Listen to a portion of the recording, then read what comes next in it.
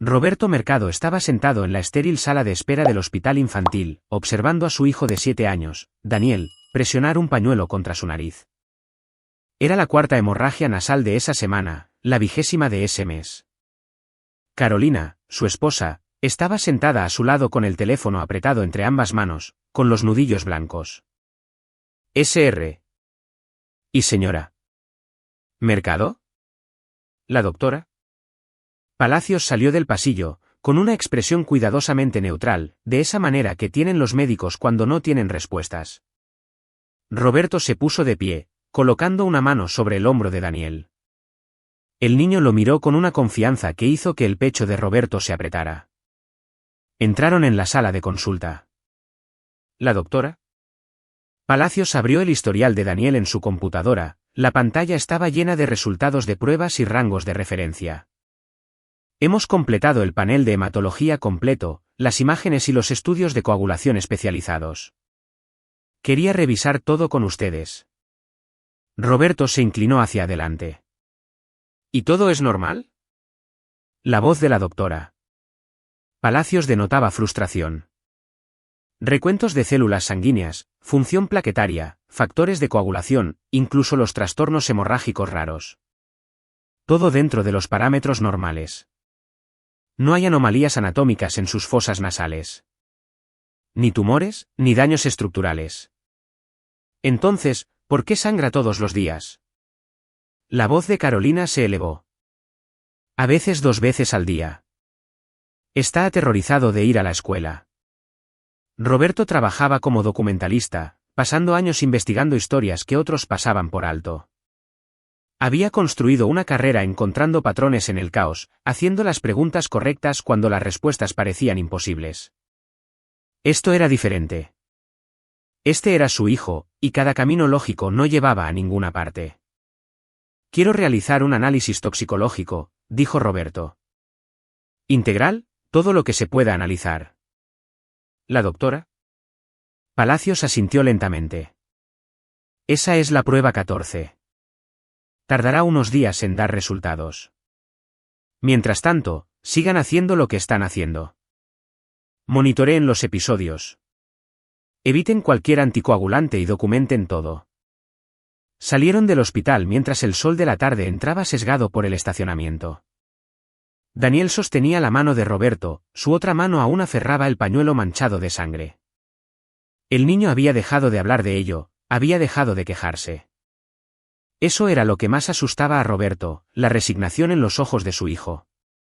¿Podemos ir por una nieve?, preguntó Daniel en voz baja. Absolutamente, campeón. Roberto lo levantó, a pesar de que el niño insistía en que ya era demasiado mayor para eso. Daniel rodeó el cuello de Roberto con sus brazos y, por un momento, el mundo se redujo solo a ellos dos. Carolina caminó delante hacia el auto, ya marcando un número. Hola, mamá. Sí, acabamos de salir. No, todavía no saben nada. Una pausa. De acuerdo. Sí, pasaremos mañana. A Daniel le encantará verte. Genoveva Bermúdez había sido una presencia constante desde que comenzaron las hemorragias nasales, apareciendo en su puerta con cazuelas de guisado y preocupación. Roberto agradecía la ayuda en teoría, pero algo en la insistencia de su suegra hacía que sus instintos de investigador se inquietaran. Tal vez era como ella siempre parecía llegar justo después de un episodio, sus ojos escaneando a Daniel con una intensidad que se sentía incorrecta. Se conocieron hace 12 años cuando Roberto filmaba un documental sobre familias de rancio abolengo en Puebla. Carolina había estado ayudando en un evento benéfico organizado por Genoveva, y a Roberto le había sorprendido lo diferentes que parecían madre e hija. Carolina era cálida, espontánea, rápida para reír.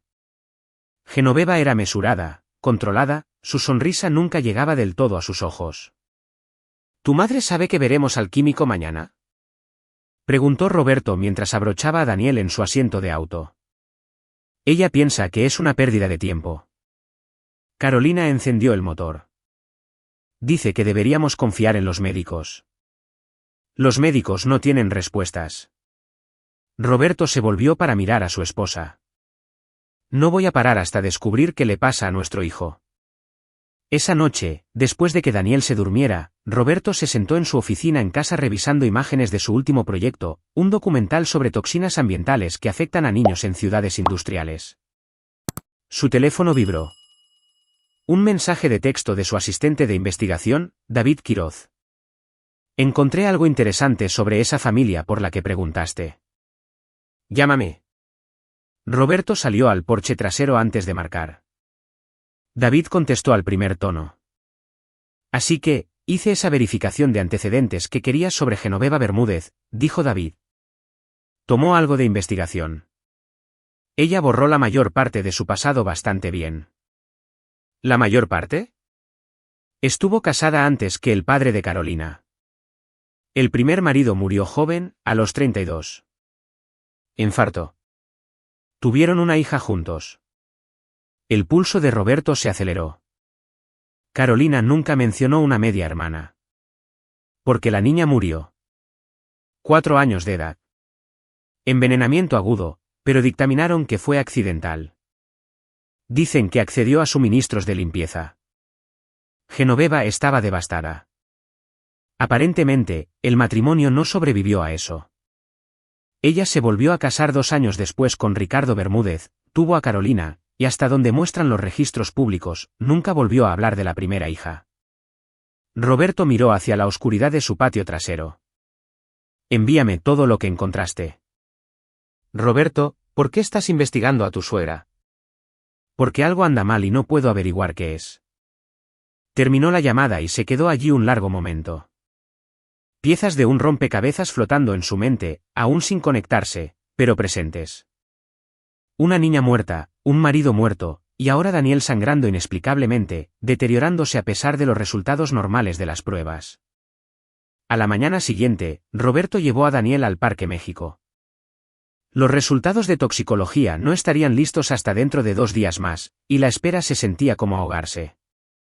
Daniel quería jugar, ser normal, y Roberto le daría eso.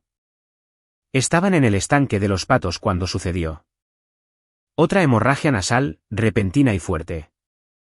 Roberto sacó servilletas de su mochila, inclinando la cabeza de Daniel hacia adelante como les enseñaron los médicos. Un hombre cercano, anciano y con ojos agudos detrás de gafas de montura metálica, se acercó. Esa es una mala, dijo el hombre. Tenía un acento que Roberto no podía ubicar. Europeo tal vez. ¿Con qué frecuencia sucede esto? Demasiado a menudo. Roberto aplicó presión en la nariz de Daniel. Todos los días durante 6 semanas. La mirada del hombre se desvió hacia la muñeca de Daniel, donde un brazalete de plata atrapaba la luz del sol. Genoveva se lo había dado hace 2 meses, justo antes de su cumpleaños. Una reliquia familiar, lo había llamado, usada por los hombres Bermúdez durante generaciones. La cara del hombre cambió. El color desapareció de sus mejillas y dio un paso atrás. ¿De dónde sacó ese brazalete? Su abuela se lo dio. ¿Por qué? Quíteselo ahora. La voz del hombre llevaba una urgencia que hizo que las manos de Roberto se movieran antes de que su mente reaccionara. Desabrochó el brazalete y Daniel inmediatamente se frotó la muñeca donde se había desarrollado una leve erupción. ¿Qué es esto? Roberto sostuvo el brazalete en alto. El hombre sacó una pequeña navaja de su bolsillo, del tipo usado para tallar madera. Raspó el interior del cierre del brazalete, recogiendo un polvo fino en la hoja. Su mano temblaba ligeramente. Trabajé como químico industrial durante 40 años. He visto esto antes. Sulfato de talio. El hombre miró a Roberto. Es un veneno para ratas prohibido en la mayoría de los países. Pequeñas dosis causan sangrado, pérdida de cabello, daño nervioso. Los síntomas pueden imitar docenas de otras condiciones. Roberto sintió que el suelo se movía bajo él. ¿Alguien envenenó a mi hijo? El residuo está dentro del cierre. Se transferiría a su piel, se absorbería en su torrente sanguíneo. Quien le dio esto sabía exactamente lo que estaba haciendo.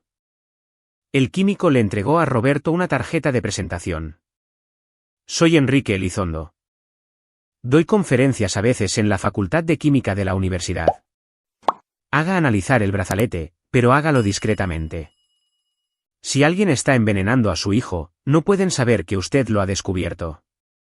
Roberto condujo a casa aturdido, con Daniel a su lado preguntando por qué se habían ido del parque tan rápido. El brazalete estaba en una bolsa de plástico en el bolsillo de Roberto, y con él, la reconfiguración completa de su realidad. Genoveva le había dado a Daniel este brazalete. Genoveva, cuya primera hija murió de envenenamiento. Genoveva, quien había perdido a su primer marido por un infarto temprano. Y los infartos eran síntomas de envenenamiento por talio en adultos. No podía decírselo a Carolina. Todavía no. No hasta que estuviera seguro. Hasta que entendiera el alcance completo de lo que estaba sucediendo. Su esposa amaba desesperadamente a su madre, había crecido como la única hija de Genoveva, protegida y adorada. La acusación la destruiría. En casa, Roberto se encerró en su oficina y llamó a un contacto de su trabajo documental, Sara Méndez, una toxicóloga forense que lo había ayudado con una película sobre contaminación industrial. Ella accedió a reunirse con él esa noche. Carolina estaba acostando a Daniel para una siesta cuando Genoveva llegó sin anunciarse, entrando con la llave de repuesto. Roberto escuchó su voz desde la cocina, alegre y preocupada. ¿Cómo está mi nieto favorito? Roberto bajó las escaleras, forzando una expresión neutral. Genoveva estaba junto al mostrador con su inmaculado traje crema, su cabello plateado perfectamente peinado. Siempre había parecido de dinero antiguo, del tipo que provenía de 3 generaciones de fideicomisos cuidadosamente administrados. A los 64 años, mantenía la postura rígida de alguien a quien se le había enseñado etiqueta desde niña. Roberto, cariño, te ves agotado. Se movió para abrazarlo, y Roberto tuvo que detenerse para no retroceder. ¿Alguna noticia de los médicos? Todavía esperando más pruebas. Estudió su rostro, buscando grietas en la fachada. Están siendo muy minuciosos. Quizás demasiado minuciosos. A veces los médicos crean problemas donde no existen, realizando prueba tras prueba. Su mano descansó en su brazo. ¿Dónde está el brazalete de Daniel? Noté que no lo llevaba puesto en el hospital ayer. La sangre de Roberto se heló. Ella los había estado observando en el hospital. Se lo quitó. Le estaba irritando la muñeca. Algo parpadeó en los ojos de Genoveva, desaparecido demasiado rápido para identificarlo. Oh, qué pena. Es una pieza muy especial. Mi padre lo usó, y su padre antes que él. Lo mandé limpiar y ajustar especialmente para Daniel. ¿Dónde lo mandaste limpiar? Un joyero en Monterrey. ¿Por qué lo preguntas? Solo curiosidad. Roberto sonrió, la expresión sintiéndose como vidrio roto. A Daniel le encantaba. Estoy seguro de que querrá usarlo de nuevo pronto. Genoveva se quedó una hora, ayudando a Carolina con la ropa sucia, discutiendo la próxima obra escolar de Daniel, comportándose exactamente como una abuela cariñosa. Roberto la observó interactuar con Daniel cuando despertó de su siesta. Vio la forma en que acariciaba su cabello, ajustaba el cuello de su camisa, enderezaba los libros en su estante. Posesiva, controladora y, debajo de todo, algo que Roberto ahora reconocía como cálculo. Después de que Genoveva se fue, Roberto le dijo a Carolina que necesitaba dar seguimiento a algunas imágenes en el centro. En su lugar, condujo al laboratorio de Sara Méndez en la universidad.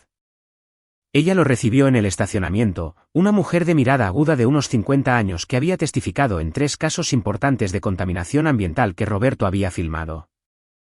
Sonabas estresado por teléfono, dijo Sara, llevándolo a su laboratorio. ¿Qué tienes? Roberto colocó el brazalete en su mesa de examen.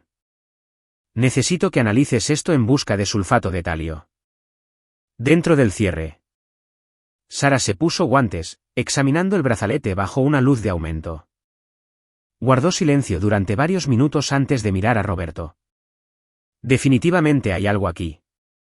Puedo ver residuos de polvo en el grabado. Esto tomará unas horas para un análisis completo. ¿Cuánto tiempo tardaría el envenenamiento por talio en ser fatal? Depende de la dosis y la duración de la exposición. ¿Qué? La expresión de Sara cambió a preocupación. Roberto, ¿de quién es este brazalete? De mi hijo. Su abuela se lo dio hace 2 meses. Fue entonces cuando empezaron las hemorragias nasales. Jesús. Sara comenzó inmediatamente a preparar su equipo. El talio se acumula en el cuerpo. Si ha estado expuesto durante 2 meses. ¿Cómo lo saco de su sistema? Azul de Prusia. Es un agente quelante. Se une al talio y ayuda al cuerpo a excretarlo. Pero Roberto, si esto es lo que creo que es, necesitas ir a la policía. No hasta que lo sepa todo. Roberto se sentó pesadamente en una silla. La mujer que le dio este brazalete es la madre de mi esposa. Es rica, tiene contactos y es despiadada. Si la acuso sin pruebas irrefutables, me enterrará en procedimientos legales y seguirá teniendo acceso a mi hijo. Sara asintió lentamente. Tendré resultados preliminares en 3 horas. Análisis completo para mañana por la mañana. Y Roberto, hasta entonces, mantén ese brazalete lejos de tu hijo. Roberto pasó esas 3 horas en su auto, estacionado en una cafetería, investigando todo lo que pudo encontrar sobre el envenenamiento por talio. Los síntomas coincidían perfectamente con los de Daniel. Hemorragias nasales, fatiga, el leve temblor en sus manos que Roberto había atribuido al nerviosismo. Si no se trataba, el envenenamiento por talio causaba insuficiencia orgánica, daño neurológico, muerte. Su teléfono vibró con un mensaje de texto de Carolina. Mamá quiere que vayamos a cenar mañana por la noche. Va a preparar el plato favorito de Daniel. Roberto miró el mensaje. Genoveva estaba intensificando las cosas. Se dio cuenta de que el brazalete ya no estaba y estaba encontrando nuevas formas de mantener el contacto, nuevas oportunidades. Él necesitaba entender su objetivo final antes de que ella pudiera actuar de nuevo. Su teléfono sonó. Sara, es talio. Sulfato de talio puro concentrado en el mecanismo del cierre. El grabado interior actúa como un depósito. Cada vez que el brazalete se movía, liberaba partículas directamente sobre la piel. ¿Cuánto hay? Suficiente para matar a un adulto. Cuidadosamente distribuido. Alguien diseñó esto, Roberto. Esto no es una contaminación accidental. El talio fue colocado deliberadamente usando un método que aseguraría una exposición constante y repetida. Roberto cerró los ojos. ¿Puedes documentar todo? Fotografías, cadena de custodia, el análisis completo. Ya lo estoy haciendo. Pero Roberto, lo sé. Necesito proteger a mi hijo. Lo haré. Terminó la llamada y se sentó en el silencio de su auto, sintiendo algo frío y decidido cristalizarse en su pecho. Genoveva Bermúdez había intentado matar a su hijo lentamente, cuidadosamente, de una manera diseñada para parecer una enfermedad misteriosa. Y si Roberto no hubiera llevado a Daniel a ese parque, si Enrique Elizondo no hubiera estado allí, Daniel estaría muriendo ahora mismo mientras los médicos se rompían la cabeza con su inexplicable deterioro. La pregunta no era si hacer pagar a Genoveva. La pregunta era cómo hacerlo de una manera que asegurara que nunca pudiera lastimar a nadie más. Roberto condujo a la biblioteca pública, usando sus computadoras en lugar de la suya. Si iba a investigar a Genoveva adecuadamente, necesitaba no dejar rastro digital que ella pudiera descubrir. Comenzó con los detalles que David había encontrado. El primer matrimonio de Genoveva con un hombre llamado Diego Herrera, su hija Marisol, las muertes que siguieron. Los archivos de los periódicos contaban una historia sombría. Diego Herrera había muerto de un paro cardíaco repentino mientras estaba en un viaje de negocios. Tenía 32 años, era atlético, sin antecedentes de enfermedades cardíacas. La muerte fue declarada por causas naturales a pesar de las circunstancias inusuales. 4 meses después, Marisol Herrera, de 4 años, murió después de lo que se denominó envenenamiento accidental. Los artículos mencionaban suministros de limpieza, pero leyendo entre líneas, Roberto percibió que los investigadores habían sospechado. Nunca se presentaron cargos. Indagó más profundamente, siguiendo el rastro de Genoveva más atrás. Nacida como Genoveva Torres en 1962 en una familia rica de manufactura, hija única. Sus padres murieron cuando ella tenía 30 años, su padre de un derrame cerebral, su madre por complicaciones de neumonía, ambos con 6 meses de diferencia. Genoveva heredó todo. Se casó con Diego Herrera un año después. Roberto encontró el anuncio de boda, estudió la fotografía de la joven Genoveva, tan similar a la mujer que conocía, pero con algo diferente en sus ojos, algo hambriento. El patrón estaba allí si se sabía buscar. Las personas cercanas a Genoveva morían, generalmente cuando sus muertes la beneficiaban financiera o emocionalmente, y ella nunca estaba lo suficientemente cerca como para ser sospechosa seriamente. Roberto necesitaba más. Llamó a David de nuevo. Necesito que averigües todo sobre las finanzas de la familia Bermúdez, fideicomisos, pólizas de seguro de vida, cualquier cosa que involucre a Daniel o Carolina. ¿Qué estoy buscando? Creo que Genoveva tiene una razón más allá de la simple malicia para querer a Daniel muerto. Encuéntrame el rastro del dinero. Mientras David trabajaba, Roberto se centró en el problema inmediato, proteger a Daniel sin revelar lo que sabía. Llamó a la oficina de la doctora Palacios solicitando una cita urgente para discutir los resultados de toxicología. La prueba que Genoveva había pagado no mostraría talio porque nadie lo había estado buscando. Pero el análisis de Sara sí. Roberto necesitaba que Daniel tomara azul de Prusia inmediatamente. Necesitaba los niveles de talio documentados. Necesitaba evidencia médica irrefutable de envenenamiento. Esa noche, después de que Daniel se durmiera, Roberto se sentó con Carolina en su porche trasero. El análisis toxicológico arrojó algo preocupante, dijo cuidadosamente. Daniel tiene niveles elevados de una sustancia tóxica. Los médicos quieren comenzar un tratamiento de quelación. La cara de Carolina palideció.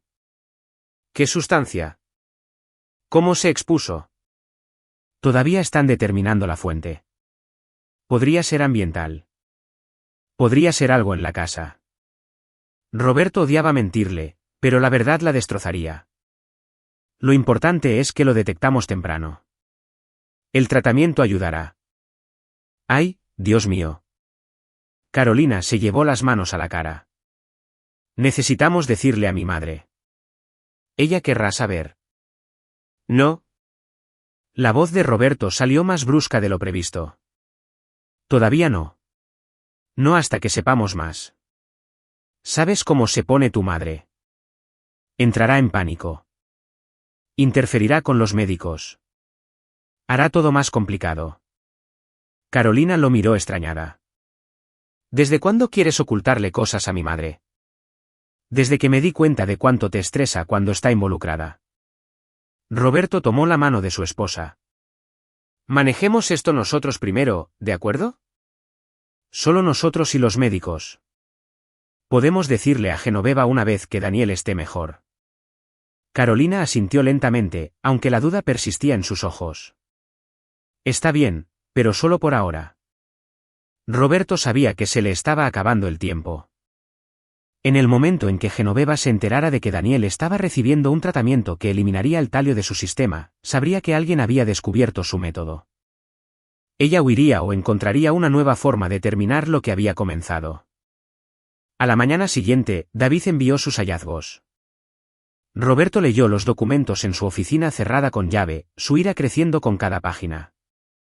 Había un fideicomiso, uno sustancial, establecido por los padres de Genoveva, destinado a pasar a los descendientes de Genoveva.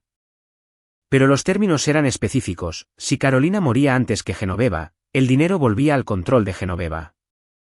Y si los hijos de Carolina morían antes de llegar a la edad adulta, el fideicomiso se disolvía por completo y los activos pasaban a ser propiedad absoluta de Genoveva. La muerte de Daniel no solo eliminaría a un nieto que Genoveva veía claramente como competencia por la atención de Carolina. Aseguraría el futuro financiero de Genoveva y le daría un control total sobre la vida de Carolina. El teléfono de Roberto vibró.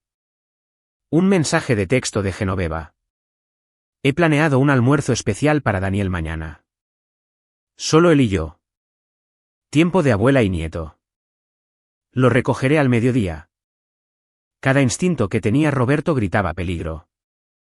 Él respondió: Daniel no se siente bien. Tal vez la próxima semana. La respuesta llegó de inmediato. Carolina dijo que está mejorando. ¿Insisto? Roberto, casi no lo veo. Roberto miró el mensaje. Genoveva estaba presionando, poco dispuesta a esperar ahora que su método principal había sido descubierto. Se estaba adaptando, planeando algo nuevo. Él necesitaba moverse más rápido. Roberto llamó a Enrique Elizondo, el químico del parque. Se encontraron en una cafetería tranquila lejos del vecindario de Roberto. Enrique escuchó mientras Roberto exponía todo lo que había descubierto, las muertes en el pasado de Genoveva, el fondo fiduciario, el patrón de envenenamiento. «Necesitas ir a la policía», dijo Enrique. «¿Con qué? ¿Evidencia circunstancial sobre muertes de hace 30 años? Investigarán. Tomará meses. Y mientras tanto, Genoveva tiene acceso a mi hijo». Roberto se inclinó hacia adelante. «Necesito algo mejor. Necesito probar lo que hizo tan a fondo que no pueda escapar».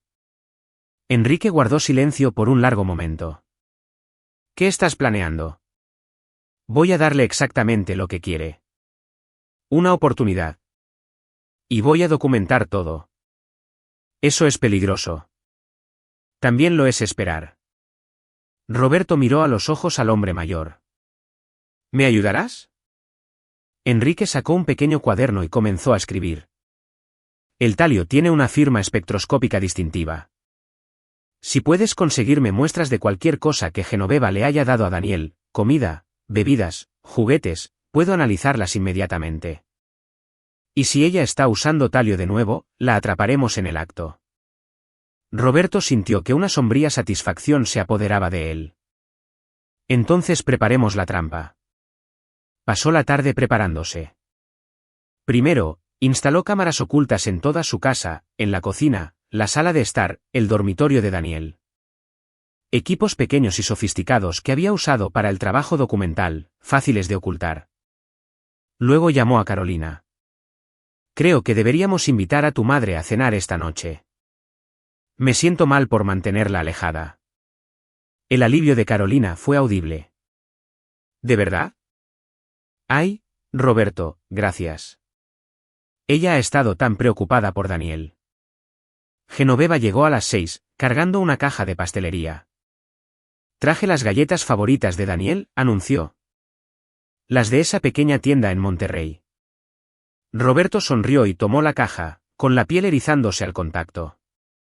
«Qué atenta. ¿Por qué no visitas a Daniel mientras ayudo a Carolina con la cena?» En la cocina, Roberto retiró cuidadosamente 2 galletas, sellándolas en bolsas de plástico separadas que preparó. Estas se las daría a Enrique. El resto se aseguraría de que Daniel nunca las comiera. La cena fue surrealista. Genoveva se sentó en la cabecera de la mesa hablando de una subasta benéfica que estaba organizando, preguntándole a Daniel sobre la escuela, comportándose exactamente como una abuela amorosa. Carolina se reía de las historias de su madre y Roberto desempeñaba su papel, pasando los platos y sirviendo vino. Pero él observaba. Observaba los ojos de Genoveva seguir los movimientos de Daniel. Observaba cómo se maniobraba más cerca de su vaso de agua cuando pensaba que nadie estaba mirando. Observaba cómo alcanzaba el plato de Daniel para agregar más verduras, su mano flotando sobre su comida por un momento demasiado largo. Después de la cena, Genoveva insistió en arrupar a Daniel en la cama, leyéndole su cuento favorito. Roberto se paró en la puerta, con cada músculo tenso mientras ella besaba la frente de Daniel y ajustaba sus mantas con esas manos cuidadosas y controladas. «Dulces sueños, cariño», susurró Genoveva. «La abuela te quiere mucho». Cuando ella salió, Roberto revisó la habitación de Daniel a fondo. No encontró nada inusual, pero las cámaras estaban grabando todo, y eso era lo que importaba. Genoveva se detuvo en la puerta principal, volviéndose hacia Roberto mientras Carolina buscaba su abrigo. «Escuché que Daniel ha estado viendo a un nuevo médico». «¿Alguien sobre toxinas?» Roberto mantuvo su expresión neutral. «Las noticias viajan rápido. Tengo amigos en el hospital». La sonrisa de Genoveva era agradable, pero sus ojos eran calculadores. Es preocupante que encontraran algo ambiental. Deberíamos hacer analizar toda su casa. Yo lo organizaré. Eso es generoso, pero lo estamos manejando. ¿Insisto? Su mano se cerró sobre su brazo, su agarre sorprendentemente fuerte. Daniel es mi único nieto. No lo tendré en riesgo. Roberto sostuvo su mirada, sin dejar ver nada. Por supuesto. Gracias, Genoveva. Después de que ella se fue, Roberto inmediatamente llevó las galletas selladas a su auto y condujo a la dirección de Enrique. El viejo químico estaba esperando, su laboratorio casero ya instalado. Roberto observó cómo Enrique raspaba muestras de las galletas, mezclaba soluciones y examinaba los resultados bajo varias luces. Positivo, dijo Enrique finalmente. Ambas galletas contienen sulfato de talio. Quien preparó esto sabía exactamente lo que estaba haciendo. El talio está distribuido en las chispas de chocolate, probablemente disuelto en el chocolate derretido antes de hornear. Habría sido prácticamente indetectable. Roberto fotografió todo, las galletas, los resultados de las pruebas, el equipo de Enrique mostrando lecturas positivas. ¿Cuánto talio hay en ambas galletas combinadas? Suficiente para causar daños graves, posiblemente la muerte en un niño del tamaño de Daniel, especialmente si ya está lidiando con talio acumulado en su sistema. Enrique miró a Roberto. No puedes dejar que tu hijo coma nada que esta mujer le proporcione. No lo haré, pero ahora tengo pruebas de envenenamiento continuo. Roberto sintió que las piezas encajaban en su lugar. Ella no se detendrá. Incluso sabiendo que Daniel está siendo analizado, ella sigue intentándolo porque está desesperada, observó Enrique. Cualquiera que sea su razón para quererlo muerto, es lo suficientemente importante como para tomar riesgos crecientes. Roberto condujo a casa con la evidencia asegurada en su maletero. Carolina ya estaba dormida, agotada por el estrés de la enfermedad de Daniel. Roberto se sentó en su oficina en casa revisando las imágenes de la cámara de la cena. Allí, en el minuto 14, la mano de Genoveva cerca del vaso de agua de Daniel, su cuerpo bloqueando la vista de Carolina. En el minuto 23, su mano flotando sobre el plato de Daniel. En el minuto 41, en el dormitorio de Daniel, Genoveva metiendo la mano en su bolso y luego tocando el oso de peluche en la mesita de noche de Daniel.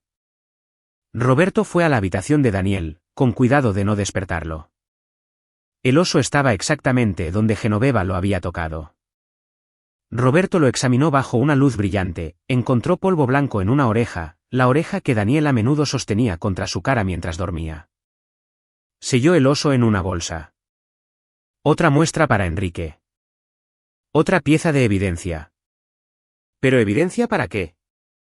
¿Una investigación policial que tomaría meses?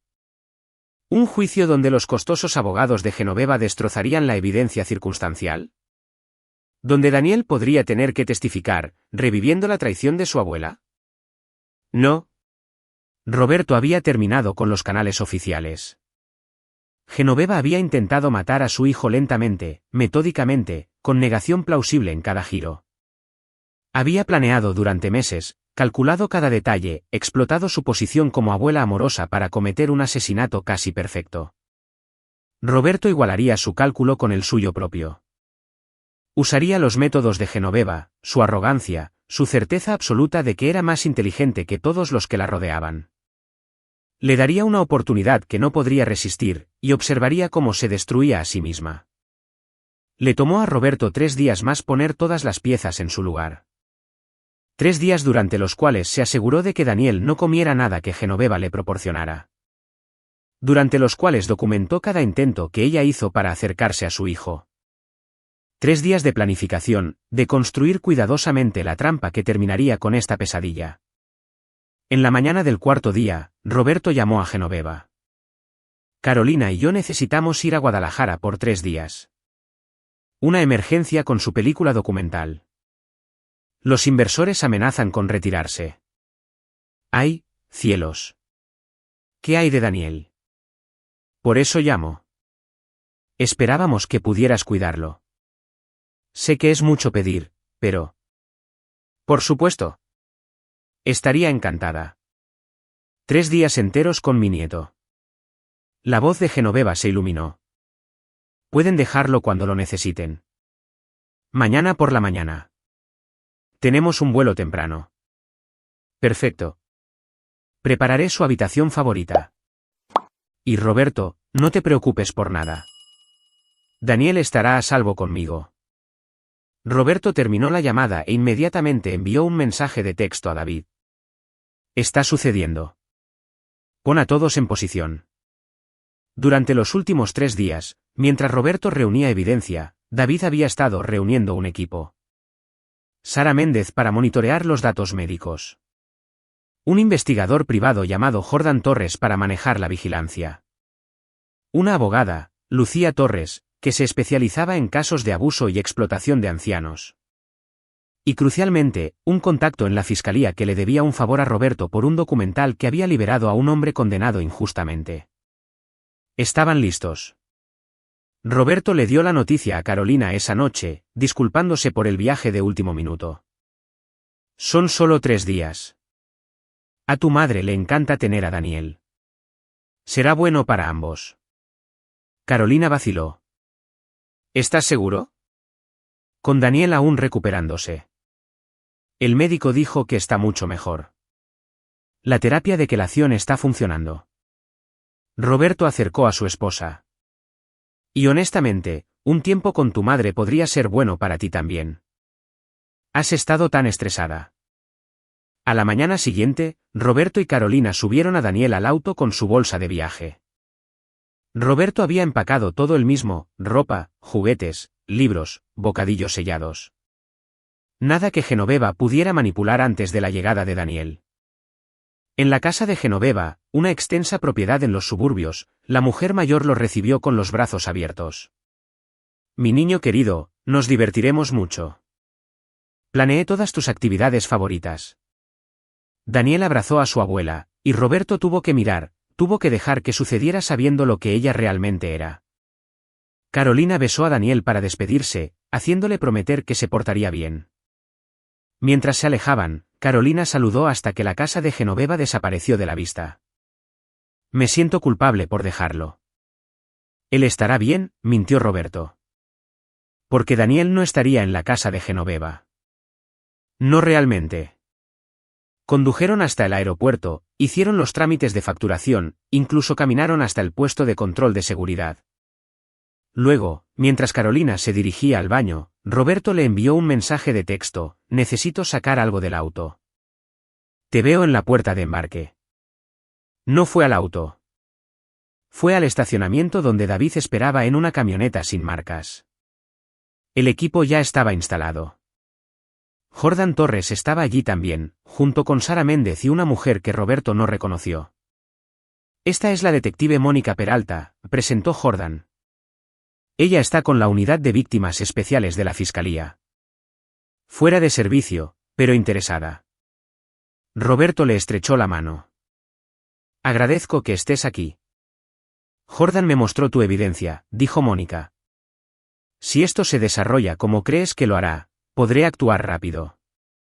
Pero Roberto, entiendes que esto es arriesgado. Si algo sale mal. No saldrá mal. Roberto abrió su teléfono, sacó la transmisión en vivo desde la casa de Genoveva. Daniel en realidad no está allí. David sonrió. ¿Quieres explicar cómo lograste eso? Genoveva no sabe que el mejor amigo de Daniel, un niño llamado Miguel Hernández de la escuela, se parece notablemente a él desde la distancia. La madre de Miguel es amiga nuestra. Y cuando expliqué la situación, ella accedió a ayudar. Miguel está en la casa de Genoveva en este momento, usando la ropa de Daniel con instrucciones de quedarse en la habitación de invitados con la puerta cerrada, alegando que no se siente bien. Su madre está en una casa al otro lado de la calle con una vista clara y un teléfono listo para llamar a la policía ante cualquier señal de peligro real. ¿Y Daniel? Preguntó Sara. A salvo con mi hermano en Tijuana. Genoveva nunca ha conocido a mi hermano. Ella ni siquiera sabe que tengo uno. Roberto abrió múltiples transmisiones de cámara. Instalé cámaras en toda la casa de Genoveva ayer mientras ella estaba fuera. Ella no cierra sus puertas con llave. La arrogancia hace que la gente sea descuidada. Podemos ver todas las habitaciones excepto los baños. En la pantalla, Genoveva ya estaba en su cocina sacando artículos de su refrigerador. Se había cambiado del atuendo de abuela agradable a ropa casual. Su expresión era diferente sin audiencia, calculadora, fría. «Está preparando comida», observó Sara. «Probablemente mezclándola con talio». «A eso es a lo que apostamos». Roberto miró su reloj. «El vuelo de Carolina sale en 40 minutos. Para cuando aterrice en Guadalajara y se dé cuenta de que no estoy allí, esto habrá terminado». Jordan frunció el ceño. «¿Ella no lo sabe?» Si Carolina lo supiera, Genoveva lo vería en sus ojos. «Mi esposa no puede mentir ni para salvar su vida.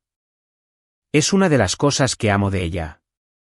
De esta manera, Genoveva piensa que tiene 3 días sin supervisión para terminar lo que comenzó. Observaron en silencio cómo Genoveva trabajaba en su cocina. Metódica y precisa, preparó un plato de pasta, luego abrió cuidadosamente un pequeño vial de su bolso, agregando su contenido a la salsa. Sin vacilación, sin remordimiento. Lo revolvió, lo probó, agregó más condimentos para enmascarar cualquier sabor inusual. «Lo tengo», confirmó David, grabando todo. «Intento claro de envenenamiento en cámara». Genoveva cubrió la pasta y la colocó en el refrigerador, luego se dirigió a la habitación de invitados donde se suponía que Miguel estaba descansando. Llamó suavemente. «Daniel, cariño, ¿estás despierto?» «No me siento bien, abuela», gritó Miguel a través de la puerta, con la voz amortiguada. El niño era un actor natural, comprometido con su papel. «Pobre cariño. Te traeré algo dentro de un rato». La voz de Genoveva era pura preocupación, pero su expresión, captada por la cámara en el pasillo, mostraba satisfacción. Durante las siguientes horas, Genoveva hizo múltiples intentos para convencer a Miguel de salir de la habitación, cada vez rechazada por las afirmaciones del niño de malestar estomacal o fatiga. Roberto lo había entrenado bien: «Quédate en la habitación. Mantente alejado de cualquier cosa que Genoveva pueda haber tocado. Y sobre todo, no consumas nada de lo que ella te dé». Al anochecer, la frustración de Genoveva era evidente. Se paró fuera de la habitación de invitados cerrada, hablando a través de la puerta. «Daniel, necesitas comer algo. Hice tu pasta favorita. Solo unos pocos bocados. Tal vez más tarde, abuela». La máscara de Genoveva se deslizó por un momento. Su mano formó un puño contra la puerta, su mandíbula se tensó. Luego suavizó su expresión y se alejó. «Está entrando en pánico», observó Mónica. «Ella tiene un plazo, y su víctima no está cooperando». «Porque sabe que Carolina y yo volveremos en 3 días», dijo Roberto. «Ella necesita que Daniel ingiera suficiente talio para causar una crisis médica antes de esa fecha, algo que pueda culpar a un trágico accidente mientras estaba bajo su cuidado». Sara asintió. «En realidad es inteligente desde la perspectiva de un envenenador.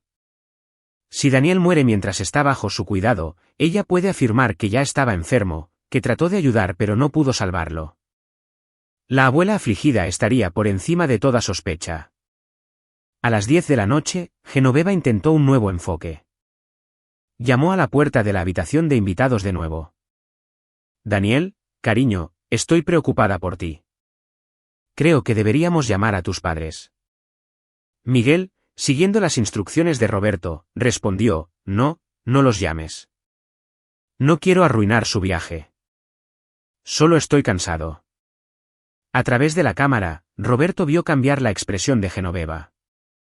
Estaba acorralada, cada vez más desesperada, y la gente desesperada cometía errores. A medianoche, Genoveva entró en la cocina de nuevo. Esta vez, sacó una botella de analgésico para niños, del tipo que Daniel tomaba para los dolores de cabeza. La cámara capturó cómo la abría, agregaba líquido transparente de su vial a la medicina, y luego volvía a sellar cuidadosamente la botella. «Eso está más concentrado», dijo Sara bruscamente. «Lo que sea que esté agregando, está aumentando la dosis». Genoveva llevó la botella arriba, llamó a la puerta de la habitación de invitados. «Daniel, te escuché moverte. ¿Te duele la cabeza?». tengo tu medicina. Estoy bien, abuela. Por favor, cariño, solo abre la puerta. Déjame verte. Miguel no respondió. En la camioneta, Roberto le envió un mensaje de texto a la madre de Miguel. Dile que tosa un par de veces. Que haga sonidos de enfermo, pero que no abra la puerta. Escucharon a Miguel toser, luego el sonido de arcadas. La voz de Genoveva se volvió aguda. Daniel, abre esta puerta ahora mismo. Me siento mal. Por un momento, Roberto pensó que Genoveva podría forzar la puerta, pero ella retrocedió, con una expresión asesina cuando pensó que nadie estaba mirando.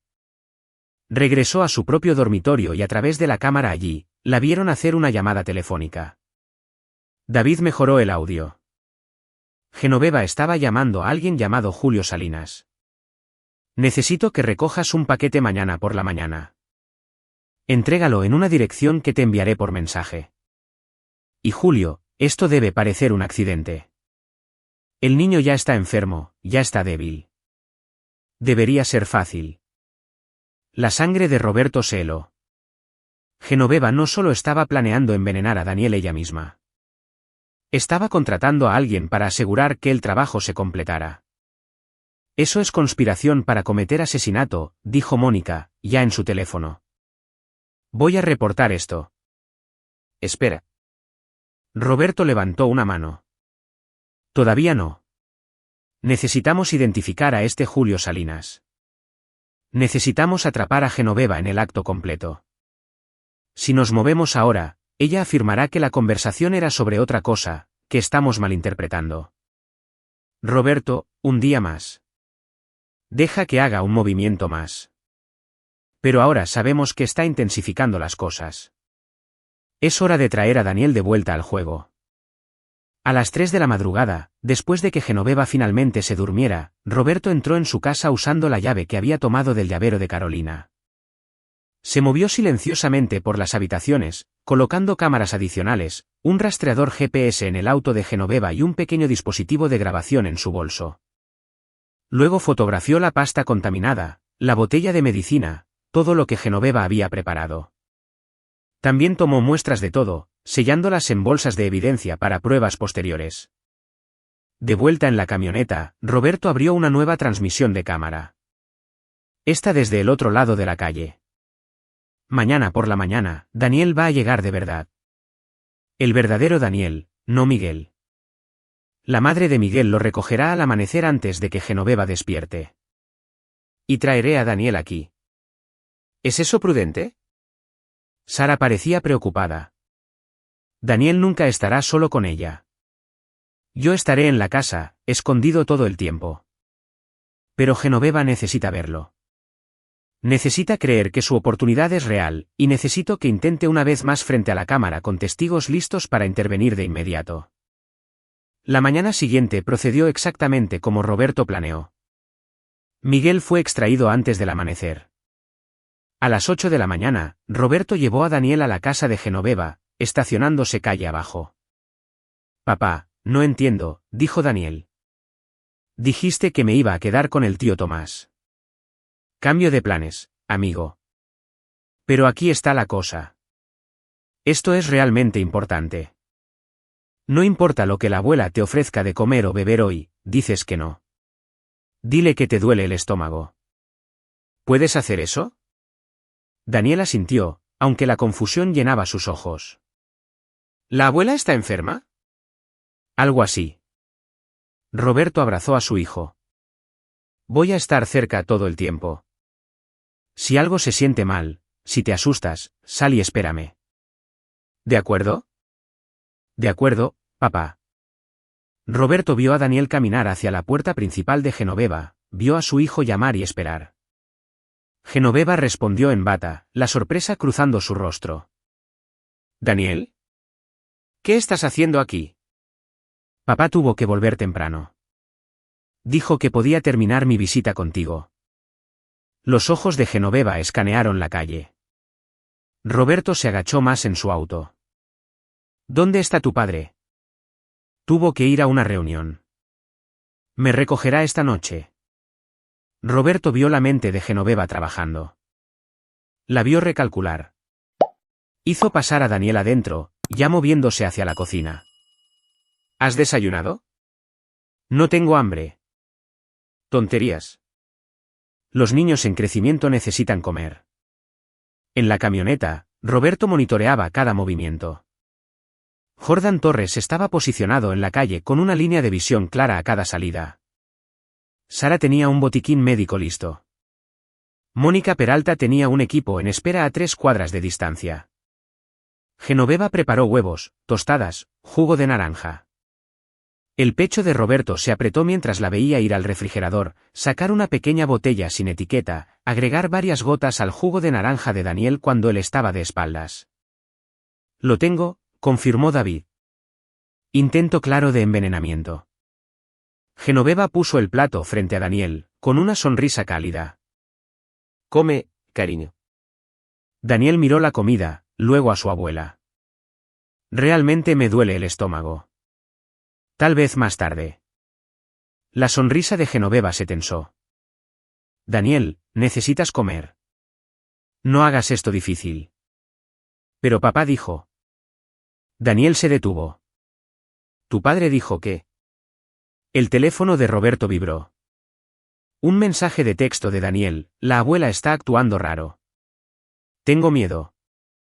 Roberto salió del auto inmediatamente, caminando hacia la casa de Genoveva. Le envió un mensaje a Mónica, ahora. Muévanse ahora. Llegó a la puerta principal mientras la voz de Genoveva se elevaba dentro. Daniel, bebe ese jugo ahora mismo. No. Roberto irrumpió por la puerta. Genoveva giró, su rostro transformándose de ira a sorpresa y a algo parecido al terror cuando lo vio. Detrás de él, Mónica Peralta y 2 oficiales uniformados entraron. Roberto, ¿qué es esto? La voz de Genoveva era chillona. Daniel, ven aquí. Roberto puso a su hijo detrás de él, colocándose entre el niño y Genoveva. Se acabó, Genoveva. Sé lo que piensas. Sé que lo has estado envenenando. El brazalete, las galletas, la medicina que intentaste darle anoche. Todo contaminado con sulfato de talio. La voz de Roberto era firme, fría. Sé sobre tu primer marido, tu primera hija. Sé sobre el fondo fiduciario y por qué necesitas a Daniel muerto. La expresión de Genoveva pasó por la negación, la rabia, el cálculo. No puedes probar nada. De hecho, Mónica dio un paso adelante, podemos. Te tenemos en vídeo manipulando alimentos y bebidas, haciendo llamadas telefónicas, organizando daños a un niño, y el señor Mercado tiene evidencia física de envenenamiento por talio de múltiples fuentes que proporcionaste. Esto es una trampa. La compostura de Genoveva se rompió. ¿Me engañaron? No, dijo Roberto en voz baja. Protegí a mi hijo mientras documentaba tus continuos intentos de asesinarlo. Hay una diferencia. Los ojos de Genoveva encontraron a Daniel, y por un momento, Roberto vio algo parecido a una emoción genuina cruzar su rostro. Desapareció, reemplazada por una furia fría. Carolina nunca te perdonará por esto. Le has quitado a su madre.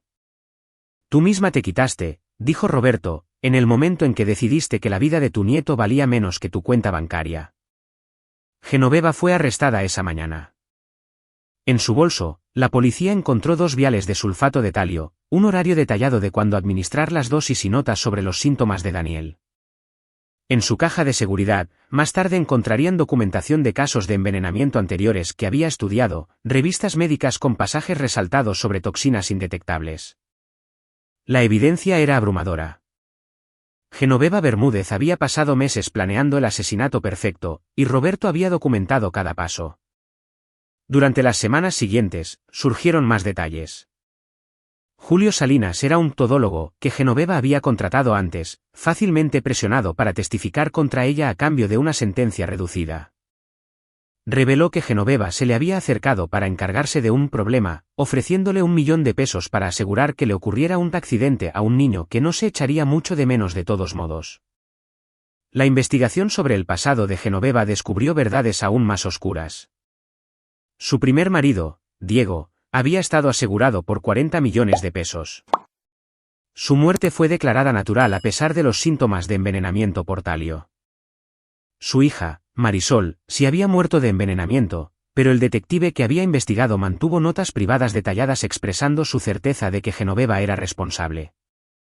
Sin pruebas, había sido desestimado. Los propios padres de Genoveva habían muerto en circunstancias sospechosas, ambos con síntomas consistentes con envenenamiento gradual.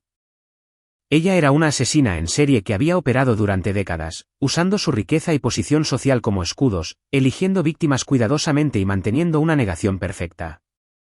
Hasta Roberto. El juicio fue rápido. Los abogados de Genoveva intentaron alegar que estaba siendo incriminada, que Roberto había plantado evidencia, que todo era una elaborada disputa por la custodia. Pero la evidencia era irrefutable, las cámaras, las muestras analizadas, los testigos, la confesión que hizo a Julio Salinas en una línea telefónica grabada. Genoveva Bermúdez fue condenada por intento de asesinato, conspiración para cometer asesinato y asalto agravado. Los fiscales también presentaron cargos por su primer marido e hija, aunque ella se negó a confesar esos crímenes. Fue sentenciada a 30 años de prisión. Dada su edad, era efectivamente una cadena perpetua. Roberto se sentó en la sala del tribunal mientras se leía el veredicto, Daniel a su lado. Su hijo había pasado por terapia, procesando la traición de alguien a quien había amado y en quien había confiado. Tomaría tiempo sanar, pero Daniel era joven, resiliente. Se recuperaría. Carolina había quedado devastada. La revelación sobre su madre había destrozado algo fundamental en su visión del mundo. Había pasado por etapas de negación, ira, dolor. Pero también había elegido creerle a Roberto, confiar en la evidencia, incluso cuando cada instinto gritaba que su madre no podría haber hecho estas cosas. Su matrimonio había sobrevivido, aunque tenía cicatrices. Estaban en terapia, trabajando juntos a través del trauma. En los escalones del tribunal después de la sentencia, un reportero se acercó a Roberto. Señor Mercado, usted salvó la vida de su hijo a través de un trabajo de detective increíblemente inteligente. ¿Tiene alguna declaración? Roberto miró a la cámara. Tengo un mensaje para cualquiera que sospeche que su hijo está en peligro. Confíen en sus instintos. Hagan preguntas. Exijan respuestas. No dejen que nadie, no importa cuán respetable o querido sea, tenga acceso sin control a sus hijos. Y si descubren algo terrible, documenten todo. La verdad necesita evidencia para ser creída. Tomó la mano de Daniel y se alejó, dejando atrás el tribunal y el legado de muerte de Genoveva. Meses después, Roberto lanzó un documental sobre el caso. Lo tituló La abuela perfecta, un examen crudo de cómo la lealtad familiar y la respetabilidad social podían ocultar monstruos. El documental presentaba entrevistas con un detective que había sospechado de Genoveva hace décadas, con Enrique Elizondo el químico, con Sara Méndez explicando cómo funcionaba el envenenamiento por talio y por qué era tan difícil de detectar. Ganó varios premios y provocó una conversación nacional sobre el abuso de ancianos, sobre cómo el envenenamiento a menudo se descartaba como improbable, sobre cómo la investigación sistemática podía descubrir incluso los crímenes más cuidadosamente ocultos. Pero para Roberto, la verdadera victoria era más simple. Daniel estaba sano. El talio había sido eliminado de su sistema sin daños permanentes. Su hijo reía de nuevo, jugaba al fútbol de nuevo, dormía toda la noche sin miedo. Una noche, casi un año después de la condena de Genoveva, Roberto encontró a Daniel en su habitación mirando un viejo álbum de fotos. Había fotos de Genoveva en las fiestas de cumpleaños de Daniel, en las mañanas de Navidad, enseñándole a andar en bicicleta. Papá. Daniel levantó la vista. ¿Por qué la abuela quería hacerme daño? Roberto se sentó junto a su hijo, eligiendo sus palabras cuidadosamente. Algunas personas se enferman de la mente. Empiezan a ver a otras personas como obstáculos para lo que quieren en lugar de como personas que importan. Tu abuela estuvo enferma así durante mucho tiempo. ¿Siempre lo supiste? No, no lo vi hasta que la evidencia fue imposible de ignorar. Pero una vez que lo hice, me aseguré de que no pudiera lastimarte. Roberto rodeó a Daniel con su brazo. Eso es lo que hacen los padres. Protegemos a nuestros hijos pase lo que pase. Daniel guardó silencio por un momento. Me alegro de que seas mi papá. Me alegro de que seas mi hijo. Cerraron el álbum de fotos juntos. Algunos recuerdos necesitaban ser guardados, sellados, relegados a la historia. Genoveva Bermúdez había intentado convertir a Daniel en una víctima de su maldad calculada. En cambio, había subestimado el amor de un padre y la persistencia de un detective. Su crimen perfecto se había encontrado con su oponente perfecto. Y Roberto Mercado había asegurado que su hijo creciera libre de su sombra, protegido no solo por la suerte o la coincidencia, sino por un padre dispuesto a hacer lo que fuera necesario para salvarlo.